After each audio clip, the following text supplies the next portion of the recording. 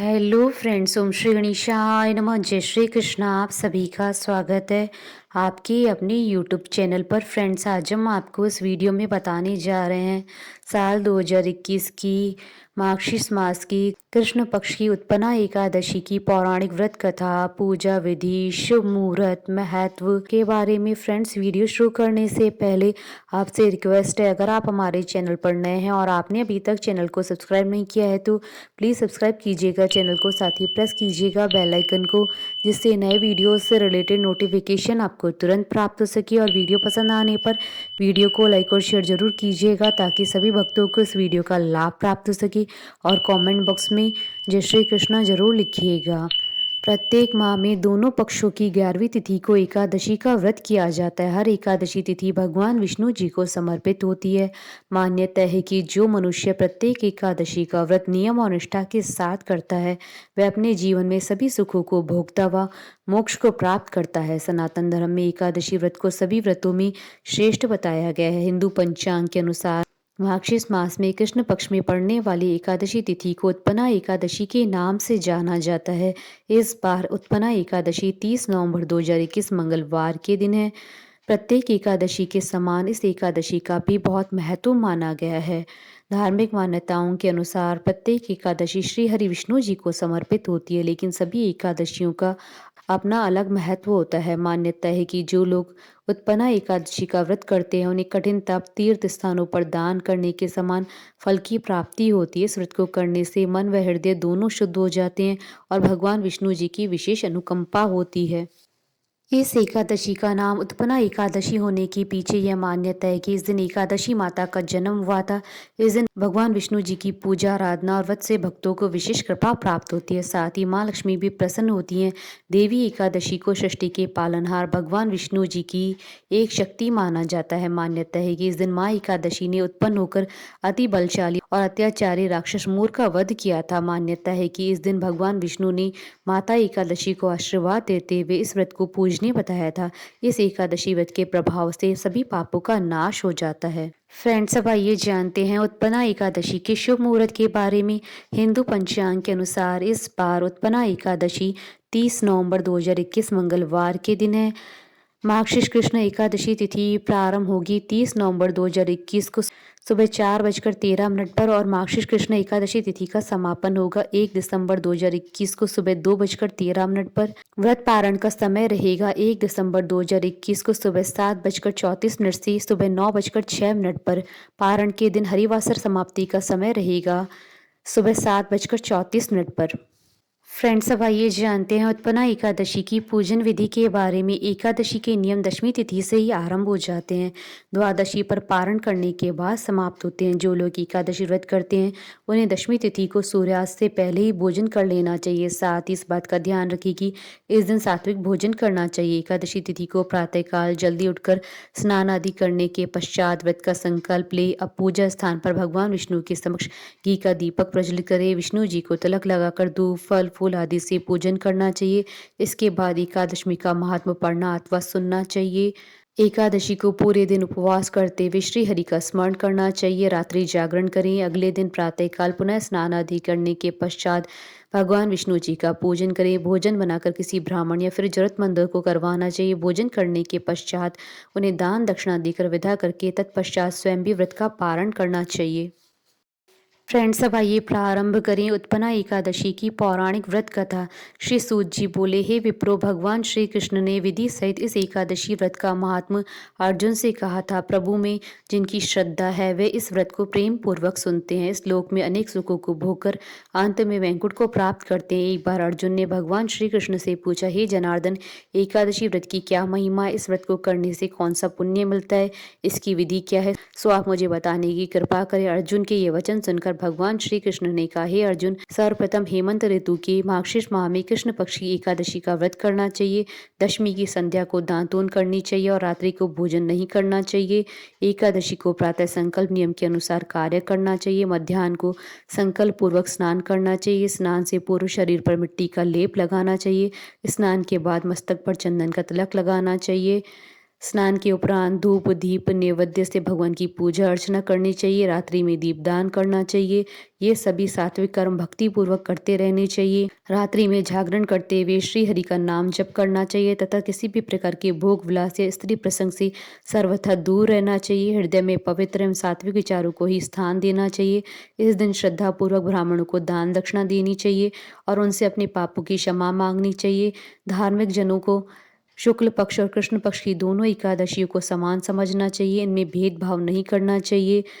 पूर्वोक्त विधि के अनुसार जो मनुष्य एकादशी का व्रत करते हैं उनको शंखोद्वार तीर्थ एवं दर्शन करने से जो पुण्य प्राप्त होता है वह एकादशी व्रत के पुण्य के 16 भाग के बराबर नहीं है। हे अर्जुन, व्यतिपात योग में, संक्रांति में तथा सूर्य और चंद्र ग्रहण में दान देने और कुरुक्षेत्र में स्नान करने से जो पुण्य प्राप्त होता है वही पुण्य मनुष्य को एकादशी व्रत करने से प्राप्त होता है। हे कुंती पुत्र, जो फल वेद पाठी ब्राह्मणों को 1000 गोदान करने से प्राप्त होता है उससे 10 गुना अधिक पुण्य एकादशी का व्रत करने से मिलता है। 10 श्रेष्ठ ब्राह्मणों को भोजन कराने से जो पुण्य प्राप्त होता है वह एकादशी के पुण्य के 10वें भाग के बराबर होता है। निर्जल व्रत करने का आधा फल एक बार भोजन करने के बराबर होता है। अतः एकादशी व्रत करने पर ही यज्ञ दान तप आदि मिलते हैं, अन्यथा नहीं। अतः एकादशी का व्रत अवश्य ही करना चाहिए। इस एकादशी व्रत में शंख से जल नहीं पीना चाहिए। मांसाहार तथा अन्य निरामिष आहार एकादशी व्रत में सर्वथा निषेध है। एकादशी व्रत का फल 1000 यज्ञों से भी ज्यादा है। भगवान श्री कृष्ण के वचन सुन अर्जुन ने कहा, हे प्रभु, आपने इस एकादशी व्रत की पुण्य को अनेक तीर्थों की पुण्य से श्रेष्ठ तथा पवित्र क्यों बतलाया है? कृपा करके यह सब विस्तार पूर्वक कहिए। श्री कृष्ण बोले, हे पार्थ, सतयुग में एक महाभयंकर दैत्य हुआ था। उसका नाम मूढ़ था। उस दैत्य ने इंद्र आदि सभी देवताओं पर विजय प्राप्त करके उनको उनके पद से हटा दिया था। तब इंद्र ने भगवान शंकर से प्रार्थना की, हे भोलेनाथ, हम सब देवता मूढ़ दैत्य के अत्याचारों से दुखी होकर मृत्यु लोक में अपना जीवन व्यतीत कर रहे हैं। राक्षसों के भय से हम बहुत दुख और कष्ट भोग रहे हैं। मैं स्वयं बहुत दुखी और भयभीत हूँ। अन्य देवताओं की तो बात ही क्या है। अतः हे कैलाशपति, कृपा कर आप मूढ़ दैत्य के अत्याचार से बचने का उपाय बतलाइए। देवराज की प्रार्थना सुन शंकर जी ने कहा, हे देवेंद्र, आप भगवान श्री हरि के पास जाइए। मधुकैटभ का संहार करने वाले भगवान विष्णु देवताओं को अवश्य ही इस भय से मुक्त करेंगे। महादेव जी के आदेशानुसार इंद्र तथा अन्य देवता क्षीर सागर गए, जहाँ भगवान श्री हरि विष्णु शेष शैया पर विराजमान थे।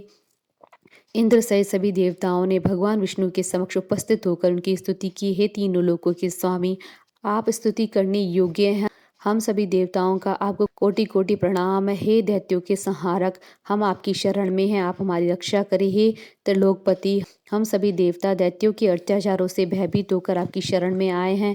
इस समय दैत्यों ने हमें स्वर्ग से निकाल दिया है। हम सभी देवता बड़ी दयनीय स्थिति में मृत्यु लोक में विचरण कर रहे हैं।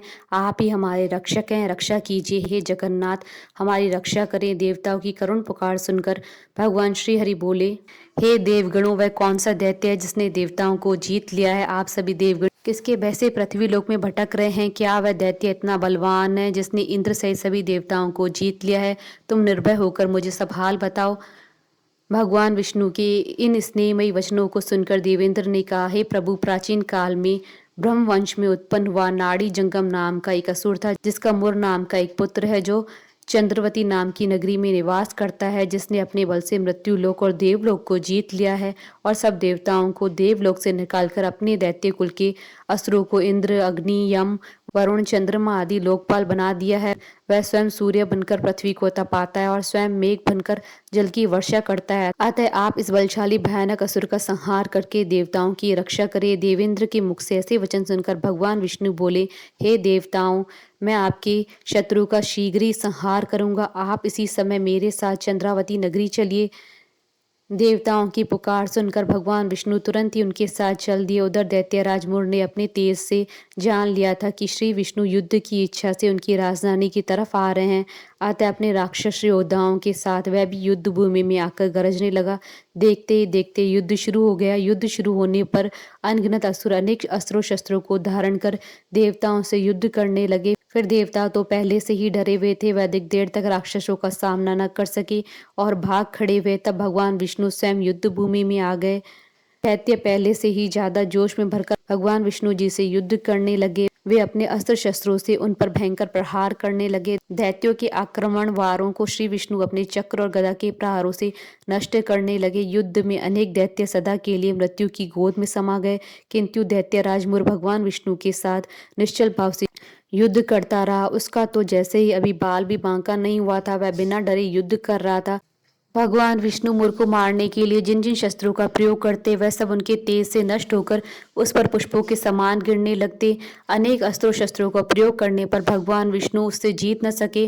तब वे आपस में मल्ल युद्ध करने लगे। भगवान श्री हरि उस असुर से देवताओं के लिए सहस्त्र वर्ष तक युद्ध करते रहे, किंतु उस असुर से न जीत सके। अंत में भगवान विष्णु शांत होकर विश्राम करने की इच्छा से बद्री का आश्रम स्थित 38 कोस लंबी एक द्वार वाली हेमवती नाम की एक गुफा में प्रवेश कर गए। हे अर्जुन, उस गुफा में प्रभु ने शयन किया। भगवान विष्णु जी के पीछे पीछे वह दैत्य भी चला आया। भगवान श्री हरि को सोता देखकर वह उन्हें मारने को तैयार हो गया। वह सोच रहा था कि मैं आज अपने चिर शत्रु को मारकर हमेशा हमेशा के लिए निष्कंटक हो जाऊंगा, परंतु उसकी यह इच्छा पूर्ण न हो सकी, क्योंकि उसी समय भगवान विष्णु की देह से दिव्य वस्त्र धारण किए हुए एक अत्यंत मोहिनी कन्या उत्पन्न हुई और राक्षस को ललकार कर उससे युद्ध करने लगी।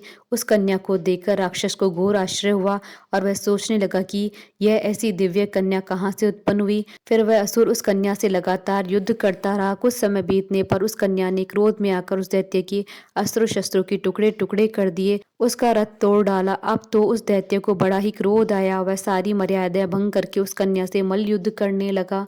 उस तेजस्वी कन्या ने उसको धक्का मारकर मूर्छित कर दिया और उसकी मूर्छा टूटने से पूर्व ही उसका सिर काटकर धड़ से अलग कर दिया। सिर काटते ही वह असुर पृथ्वी पर गिरकर मृत्यु को प्राप्त हुआ। बाकी बचे असुर अपने राजा का ऐसा दुखद अंत देखकर भयभीत होकर पाताल लोक में भाग गए। भगवान विष्णु जब निद्रा से जागे तो उस असुर को मरा देखकर उन्हें घोर आश्चर्य हुआ और वह सोचने लगी कि इस महाबली को किसने मारा। तब वह तेजस्वी कन्या श्री हरि से हाथ जोड़कर बोली, हे जगदीश्वर, यह असुर आपको मारने को उद्यत था, तब मैंने आपके शरीर से उत्पन्न होकर इस असुर का वध किया। कन्या की बात सुनकर भगवान बोले, तुमने इस असुर को मारा है, अतः ही कन्या, मैं तुमसे अत्यंत प्रसन्न हूँ। इसे मारकर तुमने तीनों लोकों के देवताओं के कष्टों को हराया, इसलिए तुम अपनी इच्छा अनुसार वरदान मांगो, मैं तुम्हारी प्रत्येक इच्छा को पूर्ण करूंगा। भगवान की बात सुनकर कन्या बोली, हे प्रभु, मुझे यह वरदान दीजिए कि जो भी मनुष्य या देव मेरा व्रत करे उसके सभी पाप नष्ट हो जाएं और अंत में उसे स्वर्गलोक की प्राप्ति हो। मेरा व्रत का आधा फल रात्रि को मिले और आधा फल एक समय भोजन करने वाले को मिले। जो श्रद्धालु भक्ति पूर्वक मेरे व्रत को करे वह निश्चय ही वैकुंठ लोक को प्राप्त करे। जो मनुष्य मेरे व्रत में दिन तथा रात्रि को एक बार भोजन करे वह धन धान्य से भरपूर हो। कृपा करके मुझे ऐसा वरदान दीजिए। भगवान श्री हरि ने कहा, हे कन्या, ऐसा ही होगा। मेरे और तुम्हारे भक्त एक ही होंगे और अंत में संसार में प्रसिद्धि को प्राप्त होकर मेरे लोक को प्राप्त करेंगे। हे कल्याणी, तुम एकादशी को पैदा हुई हो, इसलिए तुम्हारा नाम भी एकादशी हुआ, और क्योंकि तुम मेरे अंश से उत्पन्न हुई हो इसलिए संसार में तुम उत्पन्ना एकादशी के नाम से जानी जाओगी। तथा जो मनुष्य इस दिन व्रत करेंगे उनके समस्त पाप समूल नष्ट हो जाएंगे। तुम मेरे लिए अब तीज, अष्टमी, नवमी, चौदस से भी अधिक प्रिय हो। तुम्हारे व्रत का फल सब तीर्थों के फल से भी महान होगा। यह मेरा अकाट्य कथन है। इतना कहकर भगवान श्री हरि उसी समय अंतर्ध्यान हो गए। श्री कृष्ण ने कहा, हे पांडुपुत्र, एकादशी के व्रत का फल सभी व्रतों तथा सभी तीर्थों के फल से महान है। एकादशी व्रत करने वाले मनुष्य की शत्रुओं का मैं जड़ से नाश कर देता हूँ और व्रत करने वालों को मोक्ष प्रदान करता हूँ। उन मनुष्य के जीवन के जो भी कष्ट होते हैं मैं उन्हें दूर कर देता हूँ। अर्थात मुझे अत्यंत प्रिय एकादशी के व्रत को करने वाला प्राणी सभी ओर से निर्भय और सुखी होकर अंत में मोक्ष को प्राप्त करता है। हे कुंती पुत्र, यह मैंने तुम्हें एकादशी की उत्पत्ति के विषय में बतलाया। एकादशी व्रत सभी पापों को नष्ट करने वाला और सिद्धि प्रदान करने वाला है। श्रेष्ठ मनुष्यों को दोनों पक्षों की एकादशियों को समान समझना चाहिए, उनमें भेदभाव करना उचित नहीं है। जो मनुष्य एकादशी का महात्मा का श्रवण व पठन करेंगे उन्हें अश्वमेघ यज्ञ के समान फल प्राप्त होगा। यह मेरे अकाट्य वचन है। कथा सार, एकादशी भगवान विष्णु की साक्षात शक्ति हैं। जिस शक्ति ने उस असुर का वध किया जिसे भगवान भी जीत पाने में असमर्थ थे, उस शक्ति के आगे मनुष्य के पाप रूपी असुर भला कैसे टिक सकते हैं। जिस शक्ति ने देवताओं के कष्ट को हरकर उन्हें सुख दिया वह प्राणी मात्र को क्या नहीं दे सकती हैं। सुख, समृद्धि, शांति और मोक्ष समस्त सुख सहज ही प्राप्त हो जाते हैं। बोलिए भगवान विष्णु जी की जय, सनातन धर्म की जय। हमारे साथ इस वीडियो में अंत तक बने रहने के लिए आपका धन्यवाद। ओम श्री गणेशाय नमः। जय श्री कृष्णा।